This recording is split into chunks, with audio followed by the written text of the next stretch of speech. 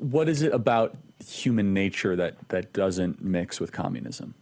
Well, I guess it's partly that people's needs are various. And the other thing is that people want, and this is just pretty basic, if you're going to consume something, if you're going to buy a product or use it, you want that product to work. And the way a market economy basically works is that if your product is no good, people stop buying it. So you have to either improve the product or you go out of business. And the problem under a planned communist economy is basically that there was no incentive to either work harder. There was no real incentive to get higher wages because wages were supposed to be centrally controlled. In practice, they would give higher wages to skilled engineers and such, but products would not be rejected by the market because there was no market. And so you get shortages and you get shoddy products.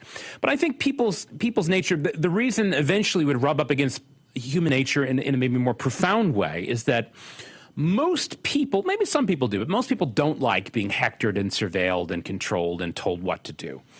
At least enough people don't, that fortunately most countries have been able to resist the lure, the temptation of communism and central planning. Is communism inherently totalitarian?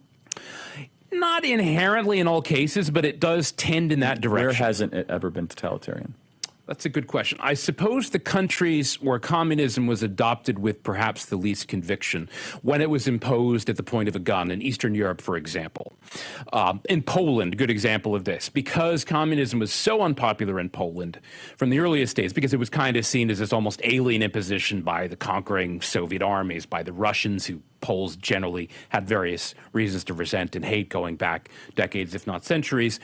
They didn't actually go as far as they did in other countries. So agriculture, for example, private agriculture was to some extent reluctantly tolerated. They did not go quite as far in Poland as they might have done in other countries like Bulgaria, for example, where the communist regime had a little bit more legitimacy and popularity. It was a matter of degree, but they all tended in the same general direction. You'd have secret police, you'd have surveillance, you'd have state control, you'd have planning, you'd have production targets. I mean, the Cold War, one of the most fascinating things I had was even the Olympics, which was this arena for Cold War superpower competition. They even would give assignments to all their satellite countries, what you're supposed to produce, what sports you're supposed to specialize in. It all had to be planned from above. So everything had to be planned and controlled.